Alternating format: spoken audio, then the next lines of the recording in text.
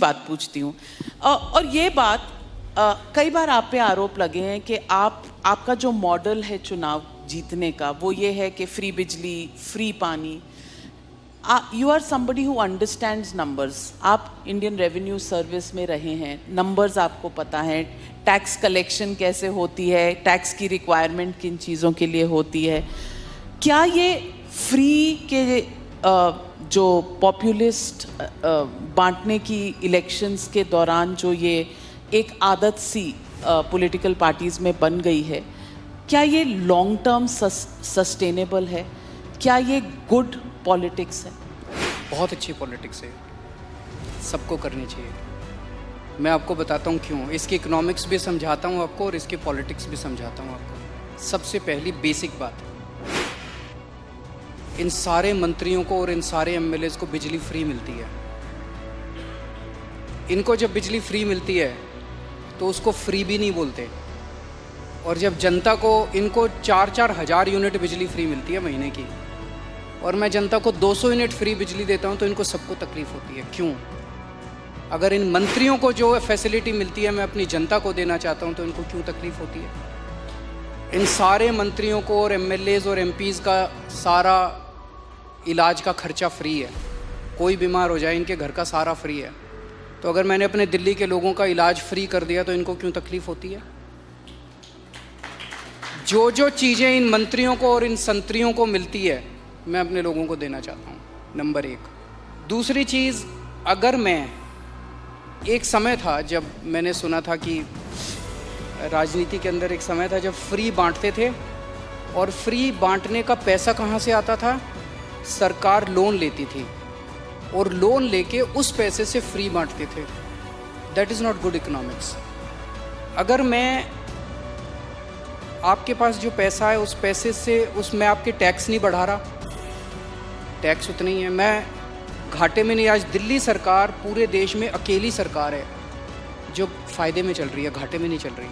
CAG की report है 2019 की, उस रिपोर्ट में लिखा है हमारी सरकार बनने के पहले दिल्ली सरकार घाटे में चलती थी। हमारी सरकार बनने से तब से लेके आज तक दिल्ली सरकार अकेली सरकार है पूरे देश के अंदर जो फ़ायदे में चल रही है। मैं सरकार फ़ायदे में चला रहा हूँ, मैं कोई नया टैक्स नहीं लगा रहा, मैं कोई लोन नहीं ले रहा।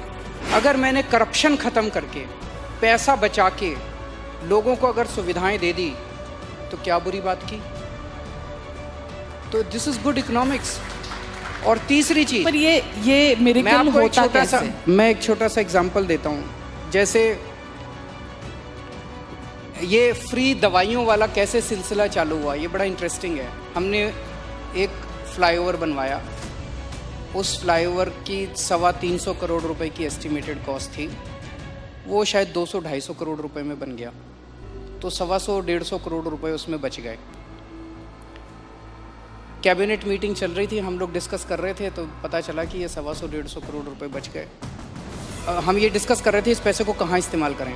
तो मैंने कहा अगर हम सबका इलाज फ्री करना चाहें तो कितना खर्चा आएगा? So after 2-3 days they got back to me, they said 300-350 crore. So मैंने कहा ठीक है, इतना तो हम फ्लाईओवर बनाने में ही बचा लेंगे, इतना का पैसा।